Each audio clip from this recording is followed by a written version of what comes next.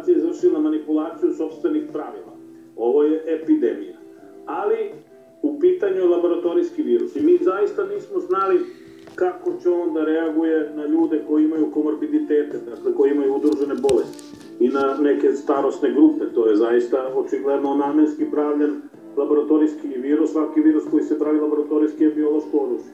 I onda su zaista bile potrebne neke mere. Međutim, ovde je problem u tome što, kao što sam vam rekao, profilaktička sredstva koja su predložena kao arbidol i hlorokin su ukinuto da bi se pripremio teren za prodaju vakcina. I vi ste u tom momentu već videli ko vodi celu priču. Dakle, nosioci krupnog farmaceutskog kapitala. Tako je. Svi državni establishmenti koji su učestvovali u tome jednog dana će odgovarati, verujte mi.